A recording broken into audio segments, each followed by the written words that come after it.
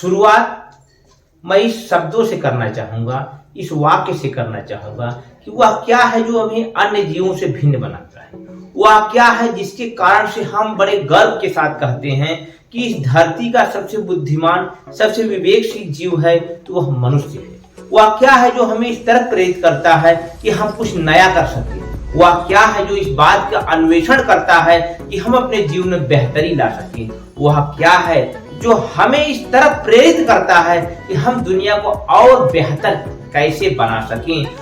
वह क्या है जो हमें इस तरफ भी लेके जाता है कि दुनिया पर राज कैसे किया जाए, इस दुनिया पर अपनी प्रभुत्व, अपना सत्ता, अपना वर्चस्व कैसे स्थापित किया जाए। आखिर वह क्या है जो हमसे यह सवाल करता है कि आखिर हम खुद को बेहतर कैसे बनाएं, हम खुद को दुनिया का एक उपयोगी और एक ऐसा नागरिक बनाएं, एक ऐसा व्यक्ति बनाएं जो लोगों की भलाई कर सके। वह क्या है जो यह तरफ आपको प्रेरित करता है कि हम इस संसार में अपना और सिर्फ अपना कैसे दबदबा कायम कर सके, अधिक से धन संपत्ति और अधिक से अधिक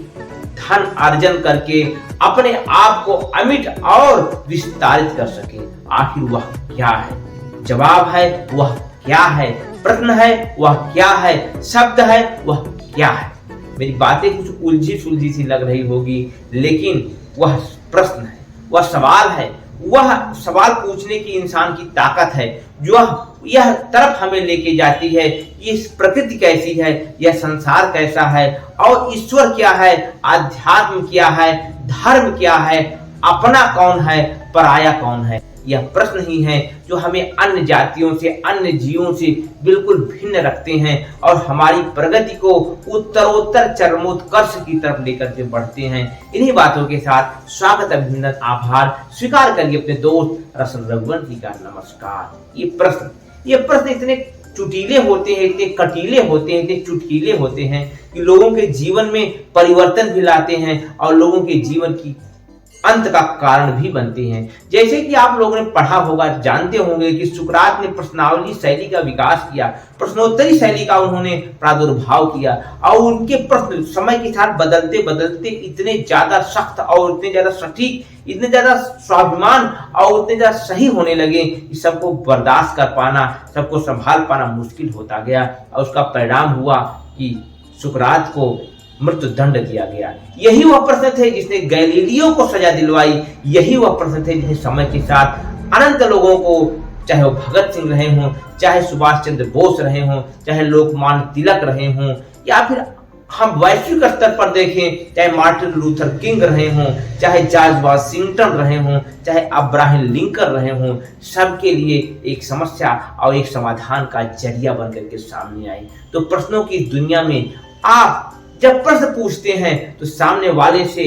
को बुरा भी लग सकता है, भला भी लग सकता है, लेकिन प्रश्न की मर्यादा हमेशा इन दोनों से आगे होती है और प्रश्नों के आधार पर ही हम समाधान की तरफ आगे बढ़ सकते हैं। लेकिन जब प्रश्न पूछने के खांचे तय कर दिए जाएं, जब प्रश्न पूछने के धाराएं निर्धारित कर दी जाए कि आप यहाँ प्रश्न पूछ सकते हैं, यहाँ प्रश्न नहीं पूछ सकते हैं, यह सवाल आप खड़ा कर सकते हैं, इससे जवाब आप नहीं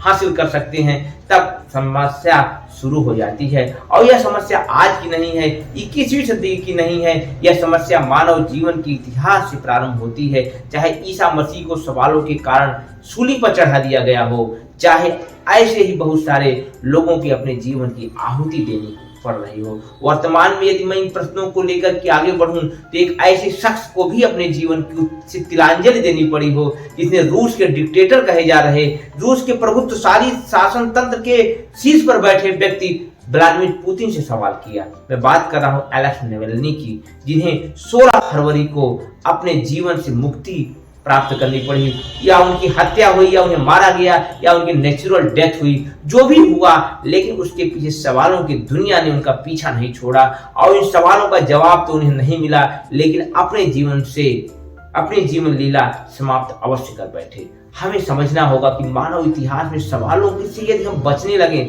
सवालों से यदि भागने लगे, तो कहीं न कहीं यह सवाल खड़ा होता है कि कुछ सवाल ऐसे हैं जो सामने वाले को परेशान कर रहे हैं और उसके द्वारा किए गए कार्यों को न्यायोचित नहीं ठहरा रहे हैं, तो सवाल मेरा मानना है दुनिया के हर कोने से उठना चाहिए, हर व्यक्ति के मुंह से सवाल निकलना चाहिए, और विशेष रूप से उन जगहों पर जहां पर लोकतांत्रिक प्रक्रिया है, जहां पर लोकतंत्र जीवंत है, वहां पर प्रश्नों का तो अनवरत श्रृंखला होनी चाहिए। अपनी भलाई के लिए, समाज की भलाई के लिए, लोक कल्याणकारी राज्य की स्थापना के लिए, सत्ता परिवर्तन के लिए, नई सत्ता स्थापित करने के लिए हमें सवालों से हमेशा आगे बढ़ना चाहिए, नए नए सवाल खड़े करने चाहिए, संरचनात्मक सवाल, सकारात्मक सवाल, दुनिया को बेहतरी की तरफ ले जाने वाले सवाल। लेकिन यदि सवालों पर पहरा लगाया जाए, जैसे कि मैंने बताया, तो यह दुनिया निश्चित रूप से उस तरफ बढ़ेगी जहां पर हिटलर जैसे लोगों का जन्म होगा, जहां पर मुसोलिनी जैसे लोगों का जन्म होगा, जहां पर पोलर पॉट जैसे लोगों का जन्म हुआ, जो कि सवालों से बचना चाहेंगे और अपनी सत्ता को किसी भी प्रकार से स्थापित करने के लिए वह सवालों को ही समाप्त करने के लिए लगातार प्रयास करेंगे। जिस प्रकार से एलेक्स नेवेलिनी के सवालों को जवाब तो नहीं दिया गया, लेकिन उनकी जीवन लीला को समाप्त कर दिया गया। मेरा मानना है कि हमें एक ऐसे वैश्विक स्तर पर संसार की संरचना के बारे में विशेष रूप से विचार करना होगा, जो सवालों को महत्व देती हो, जो सवालों को इज्जत देती हो और आपस में मिलजुल करके उन सवालों का समाधान के लिए आगे बढ़ने का प्रयास करती हो।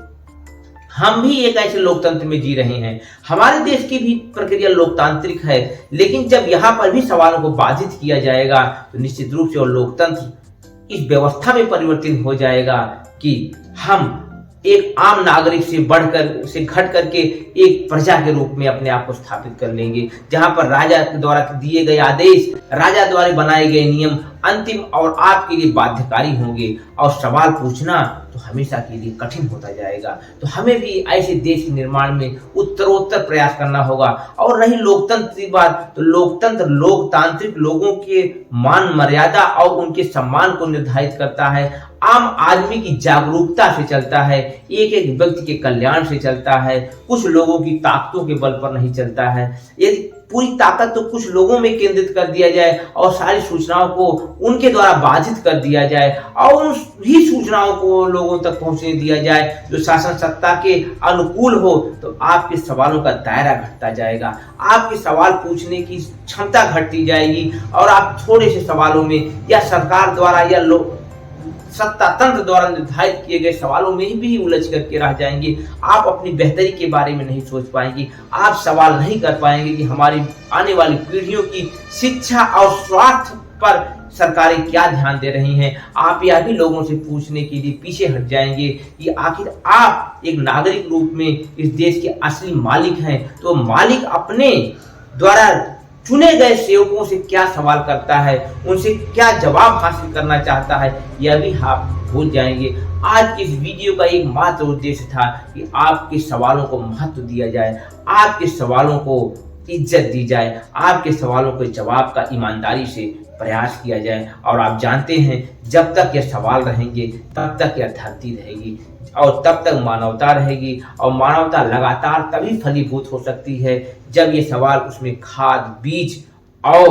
उर्वरक का कार्य करें, जिससे कि लोकतंत्र का, स्वतंत्र नागरिक का, मजबूत देश का विशाल वटवृक्ष खड़ा हो और उसी की छाया में पूरा देश आनंदित हो, आपस में मिलजुल कर रहे। लेकिन ये बरगद वैसा ना हो कि अपने नीचे पनपने वाले पौधों के लिए मृत्यु का कारण बने, उन्हें कमजोर बने। यह बरगद ऐसा हो कि जो अपने साथ साथ उन फसलों को भी लहलहाने दे, उन लोगों को भी हरियाली का मौका दे, उनको की प्रकाश को भी अवरुद्ध ना करे, जो नए उपजित और अंकुरित बीज हैं उन्हें भी बढ़ने, फलने, फूलने का मौका दे। एक ऐसे लोकतंत्र में आपका और आपके जीवन को सुरक्षित रखा जा सकता है और यही इस देश का, इस विश्व का कल्याण हो सकता है। और जो सच्ची अर्थों में वसुधैव कुटुंबकम की बात की जाती है, वह चरितार्थ और धरती पर अवतरित हो सकती है। इससे जन जन का कल्याण होगा। इस धरती से वास्तव में बेरोजगारी, बेकारी, गरीबी, अशिक्षा को मिटाया जा सकेगा।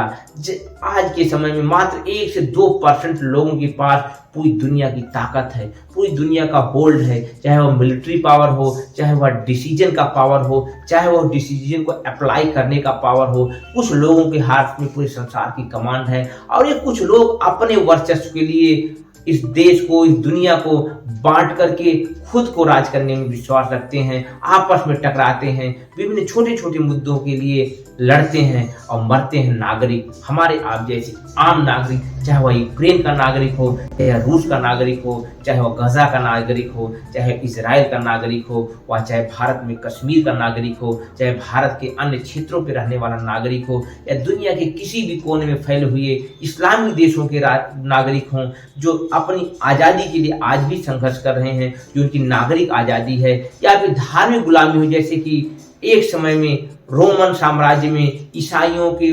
पादरियों द्वारा साम्राज्य और आतंक पैदा करके लोगों को